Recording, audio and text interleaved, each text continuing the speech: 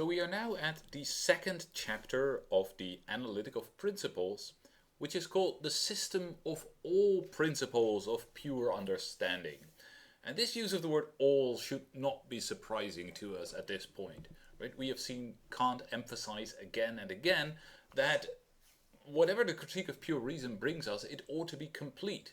Because in transcendental philosophy, we only have to do with reason reflecting on itself, and it should be able to oversee its own actions, its own structure. It should be able to give us a complete system.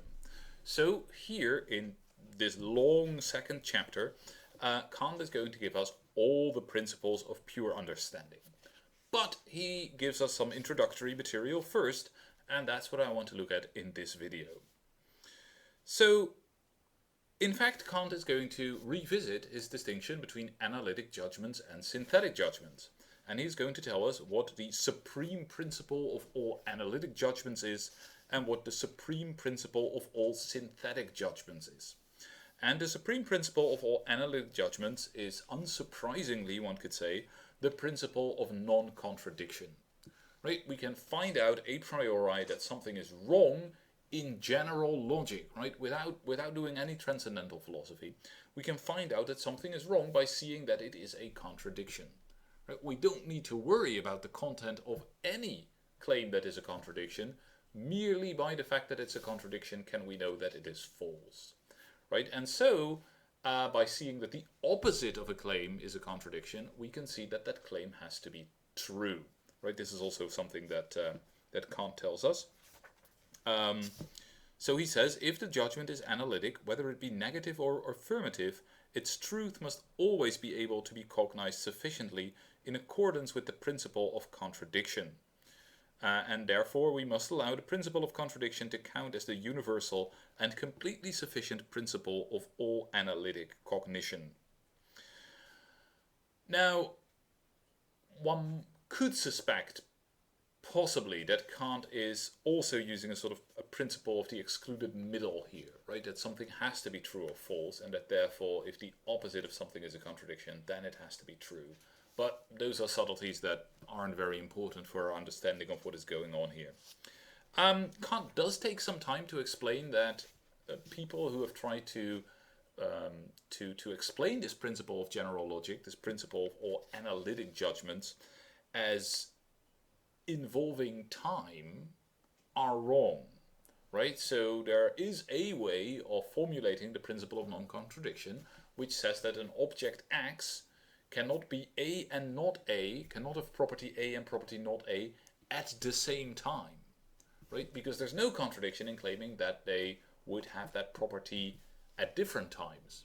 Right? There's no contradiction in saying that Victor Gijsbers is recording a Kant video and Victor Gijsbers is not recording a Kant video, given that these two statements are to be taken to be true at different times. Right? I am not always recording Kant videos, luckily. So that seems to be a way to formulate the principle of non-contradiction. And for Kant, that would be really problematic, because general logic, and therefore the study of analytic judgments, should not be about time, which is a principle of sensibility. And so Kant spends a little time explaining why this is a mistaken way of formulating the principle of non-contradiction. And I think he's right about that. It's not very, should not be very controversial. If you look at a modern contemporary logic textbook, you're not going to find a reference to time in any statement of the principle of non-contradiction. So we can grant this to Kant. So maybe more interesting would be to find out what the supreme principle of all synthetic judgments is.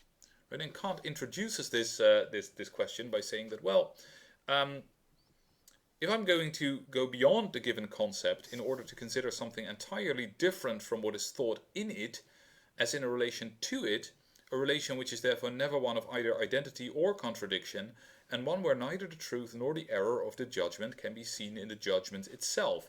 That's the situation I'm in, right? In a synthetic proposition, the one concept is not contained in the other concept.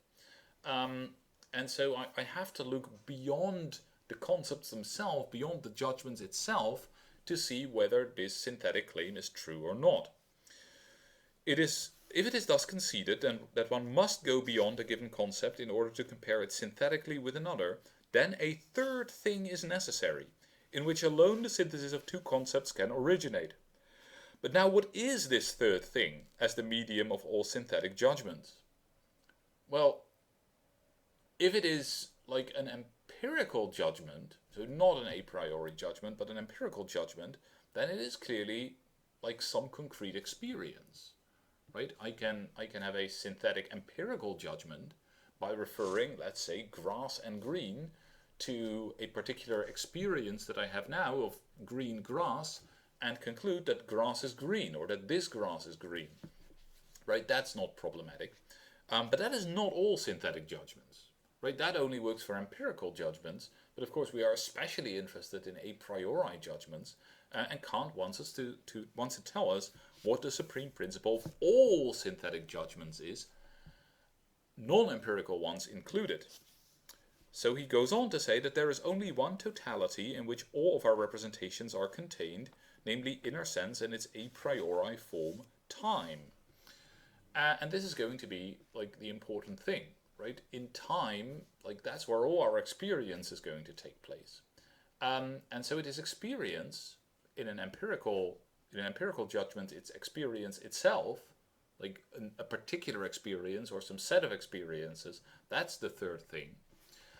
But in general, if we think about these like a priori statements, synthetic judgments, it's not any particular experience, but it's the general possibility of experience, right? It is the structure of all possible experience, which is of course precisely the structure in time that the schematized categories are going to describe for us.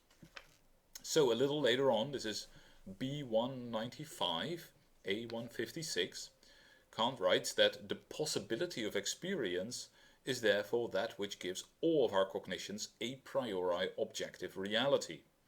Now experience rests on the synthetic unity of appearances, that is, on a synthesis according to concepts of the object of appearances in general, without which it would not even be cognition, but rather a rhapsody of perceptions, which would not fit together in any context in accordance with rules of a thoroughly connected possible consciousness, thus not into the transcendental and necessary unity of apperception.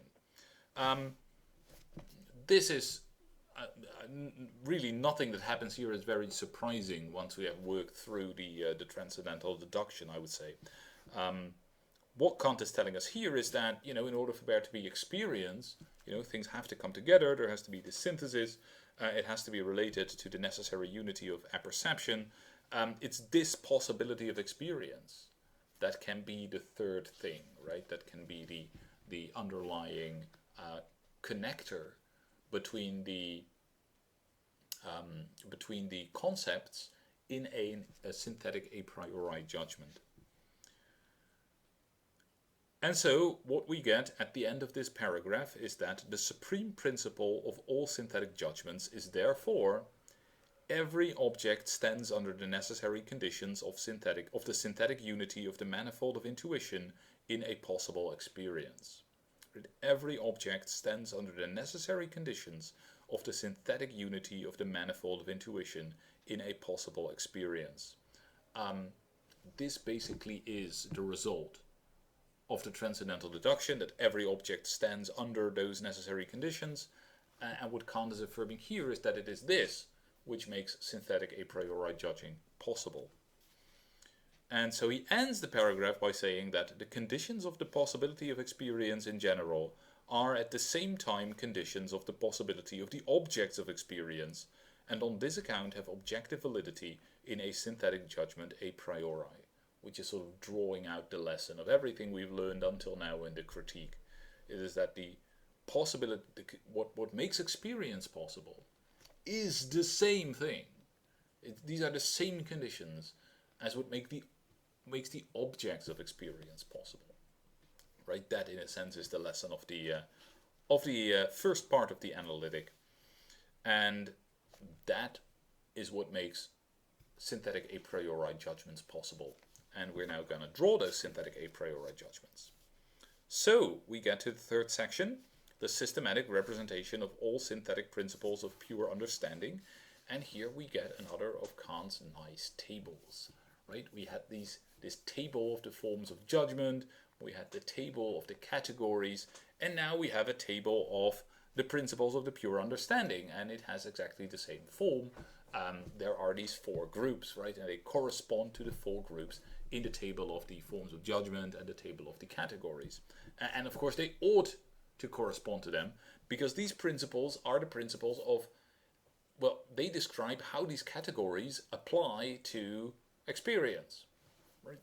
That's what they're going to tell us. For all these categories, to be more precise, for all these schematized categories, we are now going to learn how they apply, right? What judgments we can draw in advance about reality with those concepts, right? So if we have something like the concept of causation, maybe, we'll find out in a couple of pages, maybe the judgment that we can find out is that everything that happens falls under a causal law, right? Something like that is what we want to know, because merely telling us that the concept of causation is to be applied to experience doesn't tell us very much. We need to know how it is to be applied, right? What judgments are we to make a priori? Now, what Kant does in this section is he makes a split between the first two and the second two sets of principles. The axioms of intuition and the anticipations of perception on the one hand, he calls them the mathematical principles, and the analogies of experience and the postulates of empirical thinking in general, he calls them the dynamical principles. And he has a relatively confusing story about the different kinds of self-evidence or evidence that they have, even though he insists they're all necessary and there's nothing wrong with the proof of any of them. What does he mean? I mean, what is this distinction? Well, here's maybe a way to say it. The axioms of intuition and the anticipations of perception, as we will see, are in a sense about, they are about they do not yet bring in the full notion of an object and objectivity, right? They seem in a sense to describe, if we have only the axioms of intuition and the anticipations of perception, the kind of thing that we're thinking about is just a random perceptual manifold, right? It's just like contents spread out through time. There's not really a notion of an object yet. That is going to happen when the analogies of experience and the postulates of empirical thinking come in. So, what Kant says when he introduces the distinction, this is at B199 or A160, Kant says, in the application of the pure concepts of understanding to possible experience, the use of their synthesis is either mathematical or dynamical, for it pertains partly merely to the intuition, partly to the existence of an appearance in general. Right? So the mathematical principles described in the axioms of intuition and the anticipations of perception pertain merely to the intuition. Right? And this basically means that we are they're just about these spatiotemporal contents without putting sort of any order on what appears in there, without giving us any rules really for how this experience can then take place. They give us a sort of shape of any possible experience, but not really the fundamental things that are needed to have objectivity there, rather than the merely subjective play of perceptions.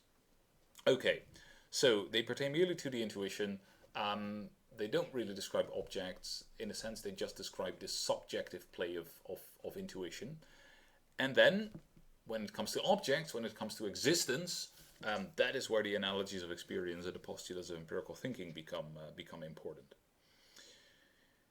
We are, of course, going to learn more about these different kinds of principles as we move on through this chapter, right? We're going to see all of them, and hopefully this will become a little bit clearer.